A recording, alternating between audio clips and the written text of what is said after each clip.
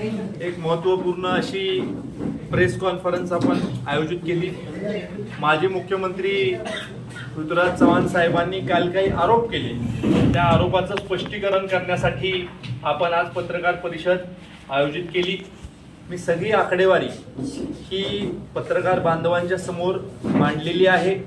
मुळात कराड दक्षिण विधानसभा मतदारसंघामध्ये SIRचं काम चालू व्हायच्या आधी म्हणजे 10 जून 2026 ला एकूण मतदारांची संख्या ही 3,03,202 इतकी होती। या 3,03,202 मतदारांपैकी 2,67,121 मतदारांचे EF फॉर्म हे आज सरकारकडे आलेले आहेत। जे परमनंटली शिफ्टेड मतदार आहेत त्यांची संख्या 22,263 आहे।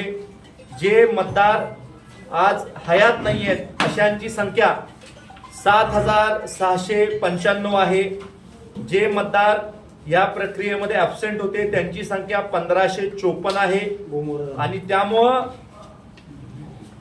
जे दुबार मतदार आहेत, दुबार मतदारांची संख्या 4,528 आहे। आणि त्यामुळं त्यांनी जो आरोप केलेला आहे की 58,000 दुबार मतदार होते, हे धाधांत खोटं आहे।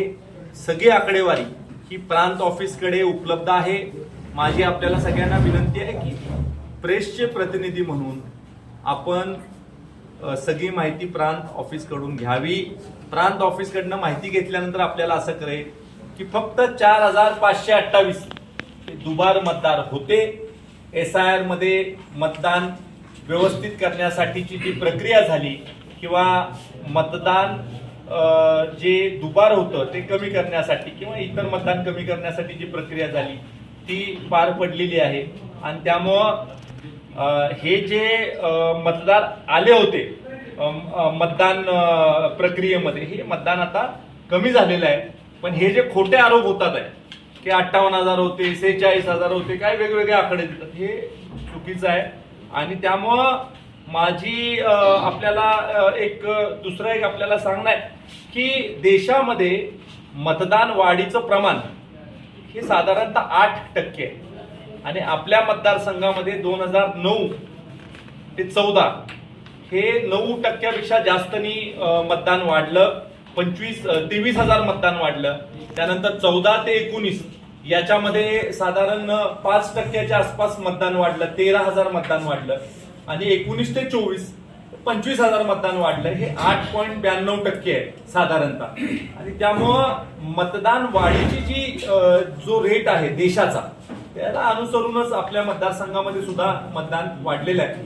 त्यामुळं निवडणुकीमध्ये निवडून येता आलं नाही म्हणून उगाच मतदान प्रक्रियेवर आक्षेप त्यांनी घेणं हे योग्य नाही, त्यांना हे शोभत नाही। तुम्ही 2दा निवडून आला त्यावेळेला EVM वरच निवडून आला। तुम्ही 2014 साली कसा निवडून आला? EVM मशीनच होतं ना। मग त्यावेळेस EVM मशीन हॅक झालं नाही का? मग 2019 ला निवडून आला त्यावेळेस EVM मशीन हॅक झालं नाही का? म्हणजे ज्यावेळेस पराभव झाला त्यावेळेला EVM मशीन हॅक झालं, त्यावेळेला बोगस मतदार आले। म्हणजे जनतेने जो कौल दिलाय तो कौल तुम्हाला अजून मान्य करता आलेला नाही। मान्य करा, तुमचा पराभव झालेला आहे, लोकांनी तुम्हाला नाकारलेलं आहे, ते मान्य करत नाही तोपर्यंत अशा प्रकारचं वक्तव्य त्यांच्याकडनं होत राहील। अमित शाह साहेब हे देशाचे सर्वोच्च नेते आहेत। अत्यंत चांगल्या प्रकारची कामगिरी अमित शाह साहेबांनी केलेली आहे। 370 कलम हटवण्याचं महत्वपूर्ण काम या देशामध्ये ज्या कणखर नेत्यांनी केलं त्याच्यापैकी अमित शाह साहेब एक आहेत।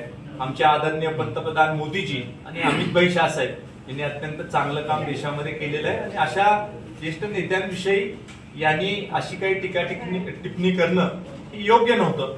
त्यामुळे अशा पद्धतीच्या टीका टिप्पणीचा मी निषेध करतो।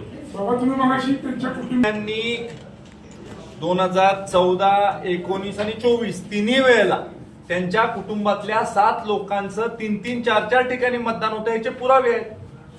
जे मतदार याद्या आहेत ज्याचं शुद्धीकरण आता केलं त्या मतदार याद्यांमध्ये त्यांचं 3-3 ठिकाणी मतदान आहे।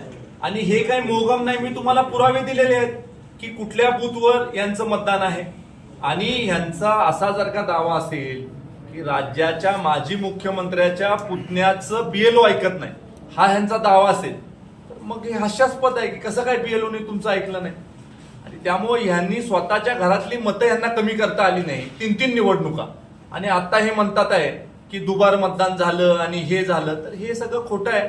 आणि शेवटी त्यांनी पराभव पचवायला शिकलं पाहिजे.